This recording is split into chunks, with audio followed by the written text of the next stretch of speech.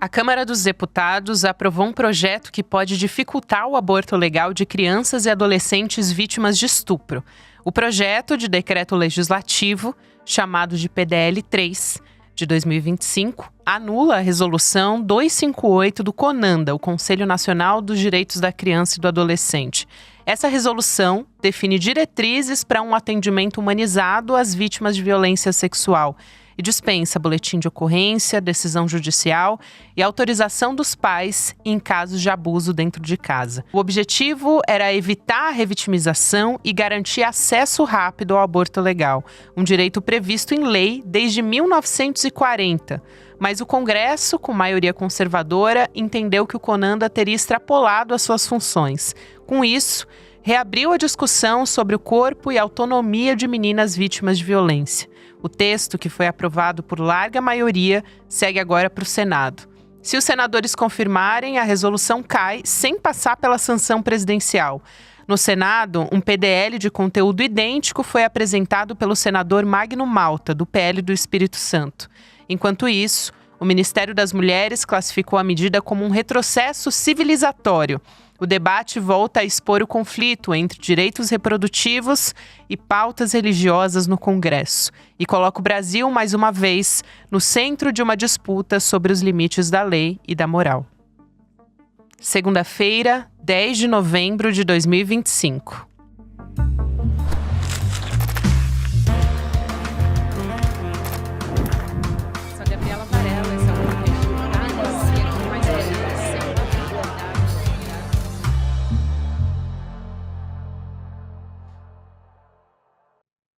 Olá, seja bem-vindo, seja bem-vinda. Eu sou a Gabriela Varela, está começando mais um videocast em detalhes. Aqui de segunda a sexta-feira a gente avalia, analisa uma temática, uma notícia importante do momento. Hoje a minha convidada é antropóloga, pesquisadora, também professora da Universidade de Brasília, UNB, a Débora Diniz. Débora, é um prazer enorme te receber, seja bem-vinda. Obrigada, Gabriela, o prazer é meu. Débora, acho que a gente pode começar falando dessa aprovação na Câmara dos Deputados de um projeto de decreto legislativo que altera uma resolução do CONANDA, que é o Conselho Nacional dos Direitos da Criança.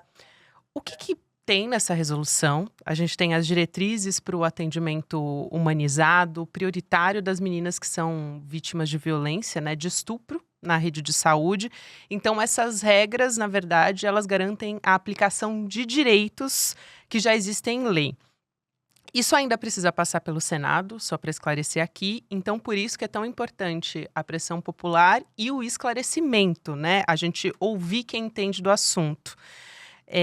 Eu queria te pedir para explicar qual é o efeito prático que essa aprovação dessa decisão da Câmara, caso passe no Senado também, qual é o efeito prático que isso teria na vida de meninas vítimas de violência? Gabriela, é super importante a sua pergunta e eu vou responder de duas maneiras. De um lado, o impacto do ponto de vista de direitos, da norma, daquilo que pode ser feito, é nulo, porém, há um impacto de comoção, de confusão, de insegurança jurídica. E esse é o principal objetivo desses parlamentares que tentam sustar, cancelar essa resolução do CONANDA. Se você me permite, eu explico por que essa ambiguidade. Claro, por favor. O que a resolução fez foi colocar em um único documento um passo a passo de como deve se cuidar de uma menina de 9, 10, 11, 12, 13 anos que foi vítima de um estupro. Aqui nós não podemos esquecer de quem nós estamos falando. Nós estamos falando da vítima mais brutal de um crime tão brutal quanto é o estupro. Essa menininha, quando o Estado consegue perceber que ela está sendo vítima de uma violência, seja pela escola, pelo sistema de saúde, ela está peregrinando, ou ela está sozinha, ou ela está com medo. O que essa resolução fez foi colocar em um único documento qual é o papel do conselho tutelar, qual é o papel da escola, como deve ser o sistema de saúde a cuidar. Foi só isso, Gabriela. Colocou num manual, imagina um manual de sobrevivência para uma menininha de 9 anos. Isso é matéria de fanatismo. E aí os parlamentares estão divulgando mentiras. Então o que eles estão fazendo é dizer, essa resolução que esclarece como cuidar de uma menininha vai ser cancelada, porque a confusão para eles é uma maneira de criar barreiras e obrigar essa menina a ser mãe. É isso, Débora. Acho que de uma maneira muito objetiva também tem algumas garantias que estão descritas nessa resolução do Conanda que eu queria aqui ressaltar, que é, por exemplo, dispensa de um boletim de ocorrência ou decisão judicial para um aborto em caso de estupro, especialmente quando acontece na família. Isso é muito importante. Outra coisa, se a vontade da vítima for diferente da vontade dos pais, teria a necessidade de acionar o MP ou a defensoria para esses casos. E a diferença também entre conduta discriminatória e objeção de consciência de um médico que não quiser fazer esse procedimento. Eu ressaltei aqui esses 3 pontos para você nos ajudar nessa compreensão e por que essas orientações são tão importantes para esse atendimento dessas crianças, adolescentes que são vítimas de violência sexual. Gabi, é super importante começar por uma coisa. Não é essa resolução que inventou nenhuma dessas 3 dimensões que você acaba de nos dizer. Essas 3 dimensões estão no bom senso de quem cuida de uma criança, mas no marco legal e regulatório brasileiro e internacional. Então vamos para o nosso primeiro, que não vai se levar uma menininha de 9 anos para a polícia, não vai se levar uma menininha de 9 anos para o IML. Ela pode ou não ir, mas isso não está em nenhuma regulamentação, seja do Ministério da Saúde, seja mesmo no Código Penal, onde se retirou a pena, ou seja, o castigo do aborto em caso de estupro, que é o chamado aborto legal, em nenhum lugar está a exigência de boletim de ocorrência. Então, o que a resolução do Conanda fez foi apenas repetir o que já é o ordenamento legal brasileiro. Não foi criado pela resolução do Conanda. Quando você traz a questão do que nós chamamos o assentimento da criança, o consentimento da criança. Grande parte das situações de estupro doméstico é por pessoas da família, da qual vão coagir, coibir, ameaçar essa menina, seja para contar a verdade ou mesmo para expressar a sua vontade. Então, o que a resolução diz não é ignorar pais responsáveis, é que se eles forem os agressores, há outras formas de garantir como a vontade dessa menina, a vontade dessa adolescente pode ser respeitada e que não seja submetida à crueldade do seu violentador. E a terceira é muito importante. É essa diferença entre objeção de consciência e conduta discriminatória. O que é isso? Objeção de consciência é importante que um Estado proteja. É todas nós podermos, em algum momento da vida, dizer: eu não vou fazer isso é contra minhas crenças morais, religiosas, filosóficas. Mas imagine você que há um médico que é objetor de consciência. Ele não vai trabalhar no serviço de aborto legal. Porque se ele vai trabalhar no serviço de aborto legal, ou se ele vai até ser médico, me desculpa, tá, Gabi? Se ele vai ser médico, ginecologista ou obstetra ou pediatra, e está cruzando com uma menina que é vítima de violência e vai dizer: eu não cuido, isso é conduta discriminatória, porque isso está na lei. E ele tem opção de não estar ali. Se ele está ali, ele tem que cuidar ou garantir o cuidado. Isso é tão importante porque eu quero um pouco entender, pela sua experiência como pesquisadora, quem são essas brasileiras, quem são essas meninas que engravidam, qual é o perfil dessas crianças e também falar um pouco sobre como, mesmo nesses casos previstos em lei, ainda há uma dificuldade enorme para que elas consigam acessar esse serviço, né? Então, qual é a realidade? Quais histórias você pode trazer aqui, Débora, para que a gente tenha uma dimensão das situações vexatórias que essas crianças são expostas? Quando nós estamos discutindo temas sensíveis, e para algumas pessoas essa é uma matéria que provoca, né, emoções muito intensas, é muito importante nós aterrissarmos o que parece uma abstração, que é o seu pedido. Qual é o rosto dessa conversa? É uma menina de 9 anos, de 10 anos, que está nos estados de Alagoas, Roraima, Maranhão, Pará, em regiões muito pobres. e que sofre violência. Os dados do IBGE nos mostram que há 34 mil meninas com menos de 14 anos que se declararam em situação de união estável ao IBGE. Por que uma menina de 12 anos estaria em situação estável? Por essa confusão perversa entre violência, gravidez, estupro e que a solução seria um arranjo matrimonial. Então, Roraima é o estado do Brasil com maior índice de gravidez de meninas. Qualquer gravidez de uma menina com menos de 14 anos é estupro pela nossa legislação. Então, quando nós estamos proibindo, dificultando, criando barreiras, nós estamos obrigando menininhas a serem mães de um estuprador. E que menininhas? Menininhas negras, menininhas de regiões periféricas e regiões rurais, menininhas das quais a gravidez vai fazê-la sair da escola, que vai ter um impacto entre gerações, não só de um intenso sofrimento, como de uma maternidade muito precoce. Isso. Nós não estamos falando das filhas dos deputados, Gabi, nós não estamos. Justamente é nesse ponto que eu queria tocar, porque existe uma naturalização do casamento infantil. É disso que esses dados estão falando. Por que existe essa indignação que é tão seletiva, né? A gente tem pessoas ditas preocupadas com a vida, nessa questão do aborto, né? Que bradam contra o aborto, mas elas não estão preocupadas com esses dados tão importantes que você acaba de trazer. Quer dizer, meninas que podem ser obrigadas a ser a serem mães, né? Como a gente está vendo na Câmara dos Deputados. É essa naturalização. E serem mães do estuprador. Eu desafio qualquer deputado, qualquer senador que nos traga uma história da sua própria família, de uma sobrinha ou de uma filha que engravidou de um estuprador e essa família fez com que essa menininha fosse mãe, com todas as implicações que isso leva. Nós não queremos aqui dizer que as pessoas tenham que passar por um sofrimento tão trágico para conseguir pensar e ter empatia ao sofrimento que nós estamos aqui conversando. Nós estamos falando de uma das matérias de maior sofrimento da infância, que é sofrer violência.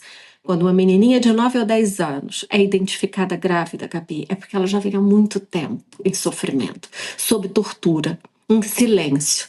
Quando se descobre que ela está grávida, e aí vem toda uma discussão sobre tempo gestacional, é porque durante muito tempo ela foi intimidada ao silêncio. Então, aqui nós precisamos deslocar do fanatismo sobre a gravidez para compaixão ao cuidado de uma menina tão miúda sobre o que é o melhor para a vida dela, para que ela possa, de alguma maneira, renascer de intenso sofrimento. Então, aqui eu diria, para aqueles que têm muita intensidade sobre suas concepções morais, filosóficas sobre a vida, nós estamos falando também de valores religiosos, como compaixão, como cuidado, como uma possibilidade de oferecer alternativas ao massacre que é uma violência doméstica e intensa como é o estupro. Eu vou querer também entrar nos aspectos políticos de como toda vez que se aproxima uma eleição, a gente tem a tal das pautas de costumes reaparecendo, né, em períodos eleitorais.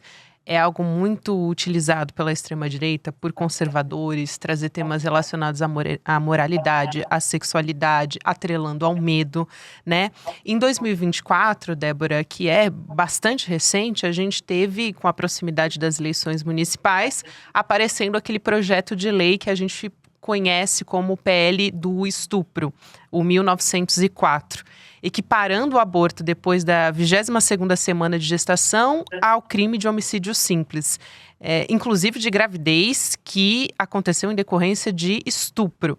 Então, qual é a estratégia política disso? E me parece que, mais uma vez, a gente está vendo uma pauta como essa aparecer com a proximidade das eleições em 2026. Se você me permite, eu gostaria de comentar duas coisas na sua pergunta. Você disse isso que se chama de pauta de costumes. Você mesma fez a provocação. Qual é a questão de costume que nós temos aqui? Qual é a naturalização que nós temos da misoginia e do estupro? Se tem pauta de costumes aqui que está sendo provocada, é a persistência do estupro como uma prática misógina de espoliação, de abuso dos corpos das mulheres e das meninas. Então, vamos colocar no lugar certo. Que Perfeito. costume que está sendo confrontado aqui? Não é a questão do aborto. É dizer, homens, não são todos, são poucos, mas que são agressores, violadores. E há um sistema que protege todos os homens de nos fazer confuso, nós nos confundimos e começamos a discutir a questão do aborto, enquanto a questão a ser discutida é o estupro, é a violência sexual e essa naturalização de que é uma masculinidade tão tóxica ao ponto que violenta uma menina de 8, 9, 10 anos. Esse é o primeiro. O segundo é o seu calendário político de aparecimento desses temas, e você não está errada. Você diz o que está acontecendo no país para esse tema voltar, e com o PDL, que tem uma discussão muito importante de desafio do poder do presidente, porque ele não tem poderes a depender do que o Congresso venha decidir, que é o uso de políticas criminais sobre as questões muito intensas. Vai ser a segurança pública, como nós vimos há uma semana, ou vai ser questões relacionadas à sexualidade, aquilo que vai se chamar moralidade, para mover esse redemoinho de emoções, de escândalo, de um aspecto fanático. Então, todas as vezes que nós trazemos o uso da política criminal, de chamar algo de crime, de tirar crime, de perseguir pessoas, ela é uma máquina para mover o populismo político. É isso que acontece, e a gente pode olhar exemplos em outros países também, de países que descriminalizaram o aborto, por exemplo, colocaram o aborto no âmbito da saúde e não no âmbito criminal, né? Houve uma redução no número de abortos, o que para muita gente pode parecer um contrassenso. Então, acho que é fundamental você explicar isso aqui, Débora. A melhor maneira de reduzir o aborto também é descriminalizar. Sim, esses são dados seguros que nós temos, e eu talvez começasse com duas explicações muito breves. Quando nós falamos de descriminalizar o aborto, é apenas dizer, não se persegue, não se prende, não se intimida uma menina ou uma mulher. Não é dizer que está liberado, de que as pessoas vão fazer quando bem quiserem, até porque as mulheres são as primeiras a levar muito sério o cuidado da sua reprodução, planejamento de família, de quando ter filhos, com quem ter filhos. Então, esse já é um tema muito sério para as mulheres. O que a descriminalização faz é eliminar barreiras, é permitir que uma menina de 9 anos consiga chegar mais cedo ao sistema de saúde para que ela seja cuidada. Então, descriminalização é retirar da política criminal e colocá-la na infância, na saúde, na educação. Agora, por que onde o aborto foi descriminalizado se diminuiu o número de abortos? É estranho pensar isso. Porque quando uma mulher sofre violência, ou quando uma mulher está fazendo um uso equivocado dos métodos contraceptivos, o que chamamos de métodos de planejamento familiar, usar uma pílula, usar um diafragma, usar um implante, e ela vai fazer um aborto e o aborto é criminalizado, ou ela provocou um aborto, ela não fala a verdade no sistema de saúde. Se ela sofre violência, o sistema de saúde perdeu uma oportunidade de cuidar dela e evitar o segundo aborto, porque ela não vai contar a verdade. Estudos recentes mostram que uma parte importante do risco de ser denunciada à polícia no Brasil é nos sistemas de saúde. Então a mulher mente. Ela vai dizer, eu não sei, eu perdi naturalmente, está acontecendo alguma coisa comigo. E nós perdemos uma oportunidade de informar, cuidar e prevenir o aborto. Quando uma mulher está bem informada sobre o planejamento familiar, sobre os cuidados reprodutivos, sobre o que fazer em situação de violência, ela não só cuida melhor da própria vida, como das mulheres da sua família e da comunidade. Ela é uma promotora de direitos, e nós sabemos disso em diferentes dimensões. Então, a descriminalização leva a uma redução de abortos porque nós conseguimos chegar nas razões pelas quais algo aconteceu que os métodos de planejamento familiar falharam, seja porque essa mulher sofre violência. Está muito ligado, pelo que você está falando, também à conscientização, né? A tomar, assim, tomar conhecimento sobre os seus direitos como mulher. E como que você tem observado, Débora, partindo disso, esses movimentos a respeito do aborto ao redor do mundo? a gente tem tido, ao mesmo tempo, movimentos da extrema-direita em diversos países. A gente está regredindo em direitos já conquistados ou avançando? Qual que é a sua percepção? Olhando aqui para a América Latina, acho que o exemplo mais próximo que a gente tem, no sentido de descriminalizar, é o Uruguai. Eu queria que você trouxesse alguns exemplos para que isso ficasse mais palpável também aqui na nossa conversa. Gabi, nós estamos na região do mundo, América Latina, né, o Caribe, em que maiores transformações em defesa dos direitos das mulheres, das meninas, de todas as pessoas que possam engravidar, aconteceram na última década. A Colômbia saiu de uma total criminalização para a legalização do aborto. A Argentina legalizou no primeiro trimestre. O Uruguai, houve transformações. O México descriminaliza primeiro na Cidade do México e depois em outros, depois nacionalmente.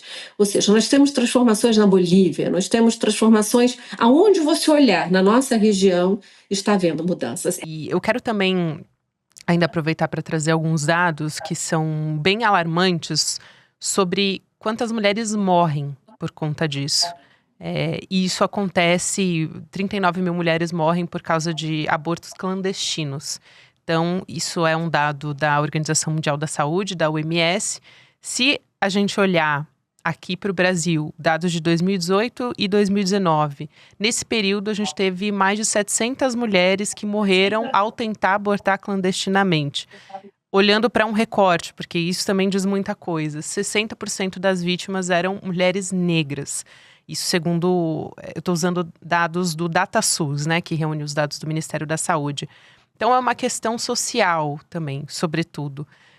Como que a gente casa esses dados que são tão fundamentais para a gente falar sobre aborto e falar de uma maneira que é importante, né, que é da perspectiva da saúde, para esse recorte de crianças e adolescentes que a gente está conversando aqui e que são casos que já são permitidos por lei?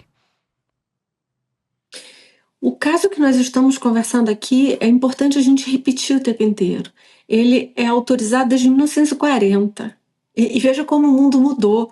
Era a década da minha avó, da sua bisavó. E já naquele momento se dizia, não se pode obrigar uma mulher a ficar grávida, a maternar uma menina de uma brutal violência como é o estupro. Então, aqui é muito importante que nós estamos regredindo para o início do século XX, século XIX. Então, é um retrocesso importante. Agora, quando uma mulher morre por um aborto clandestino, ela não é só um número, ela é um fracasso sistêmico da saúde, do cuidado e o desespero que essa mulher morreu.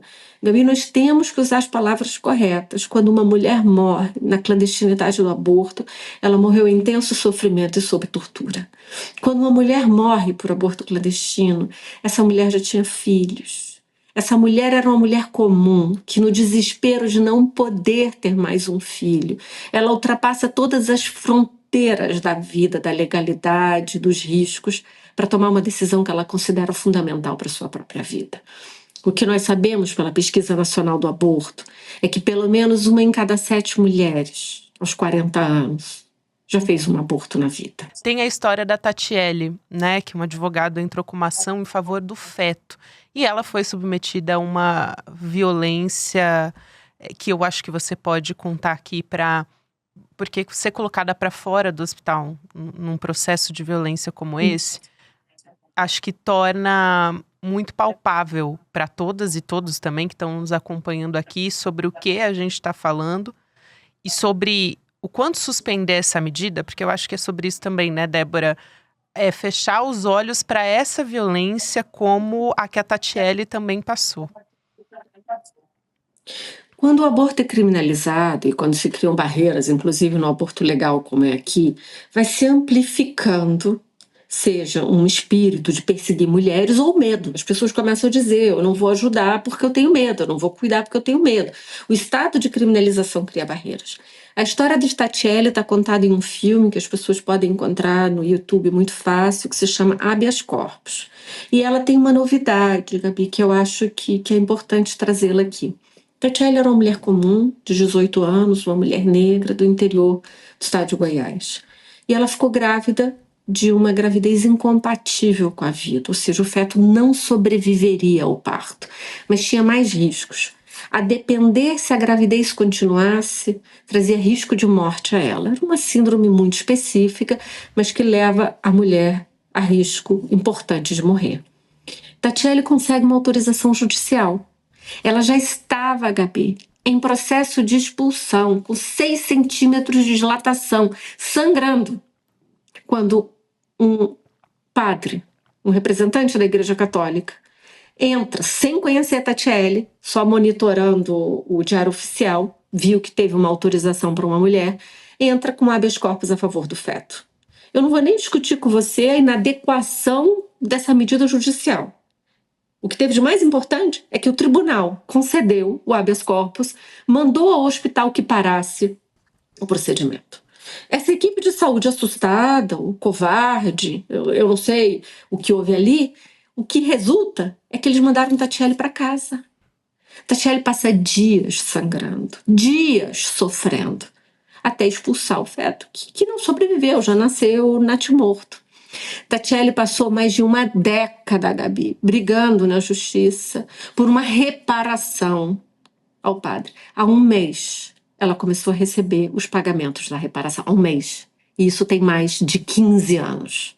Tatiele é uma mulher comum, com 2 filhos que têm necessidades especiais. Ou seja, a vida provocou uma reviravolta depois disso. E o que ela reclamou na justiça foi uma reparação por esse fanatismo do aborto. Exato. Eu acho que essa história ela é muito emblemática e acho que para a gente ir se encaminhando para o final, Débora, a gente tem que pensar em como a gente não pode falhar com as nossas meninas brasileiras, né? Você falou algo que é muito importante, que é o quanto, por exemplo, a divulgação de notícias falsas sobre isso ou desse pânico moral faz com que as pessoas tenham medo. Eu não vou ajudar porque eu tenho medo. Então, elas não querem se envolver. Eu vi parlamentares que se dizem progressistas votando contra a vida dessas meninas, né? O que a gente pode fazer como sociedade? Que resposta a gente pode dar para além da conscientização, que é algo que você está fazendo aqui, vindo conversar com toda a nossa audiência do ICL? Como é que a gente pode impedir e pressionar para impedir que essa violência seja imposta às nossas meninas? Primeiro, nós temos que ter clareza, consciência de que não se faz política com a tortura de meninas de 9, 10, 11 anos. Não se faz populismo com a tragédia de uma menina de 9 anos. Vamos eleger outros temas por um confronto e uma campanha eleitoral, mas vamos deixar as meninas de fora. As meninas precisam ter o direito à vida. E o direito à vida livre de violência. Nós já falhamos, Gabi, nós, eu digo coletivamente. É um país, é uma nação que falha quando uma menina de 9 anos, uma menina de 10 anos sofre violência e nós vamos descobrir isso quando ela está grávida, quando ela está com uma IST, uma doença, né, uma infecção sexualmente transmissível. Então nós já falhamos muito, que foi no cuidado, na prevenção, na atenção, na informação. Então, deixá-la fazer... Nós temos que mudar as nossas perguntas. A pergunta é sobre como melhor cuidar dela. E vamos deixar a política de baixo nível, essa política vulgar, fora das meninas. Então, aqui me parece uma coisa muito básica, mas que pode ser transformador para uma sobrevivente de estupro aos 9, 10 anos, para que tenha uma possibilidade de vida futura. É isso. Débora, eu quero muito agradecer a sua presença aqui, agradecer pelo seu trabalho, eu sou uma grande admiradora do seu trabalho, acho que todos nós, e também por você ter persistido com esse seu trabalho, mesmo com todas as ameaças que você já passou, inclusive pessoalmente, por fazer esse trabalho que é tão importante, né? Essa conversa que a gente está tendo aqui é absolutamente esclarecedora. Muito obrigada, muito obrigada. Obrigada a você, Gabi, pelo tempo, viu? Pela oportunidade. Eu que te agradeço. Até a próxima. Quero agradecer você também que acompanhou Em Detalhes até aqui. Agora você fica com o Mercado Investimentos, depois tem o Rolê ICL e você pode ouvir o Em Detalhes em qualquer momento do seu dia nas plataformas de áudio. A gente tem episódio novo de segunda a sexta-feira. Até amanhã. Teoria crítica da sociedade é o campo de estudo da filosofia e da sociologia que não quer apenas descrever a realidade e observá-la de forma passiva. O objetivo maior é estudar para ativamente transformar a sociedade. A teoria crítica busca entender as relações injustas de poder e dominação para assim mudá-las de verdade. O mais incrível, Teoria Crítica da Sociedade, é o novo curso de pós-graduação do ICL, em que serei professora. Tenho certeza que você vai querer estudar e transformar o mundo com a gente. O lançamento do curso será no dia 27 de novembro, uma quinta, às 20 horas. Nesse dia, vamos revelar tudo sobre o curso. Não perca! Você sabia que todos os nossos programas estão no Spotify? A notícia não pode parar e agora você pode acompanhar todos os nossos programas onde e quando quiser. Siga nossos canais no Spotify e tenha acesso ao Chico Pinheiro Entrevista, Desperta ICL, Rolê e muito mais. ICL no Spotify. Informação que te acompanha.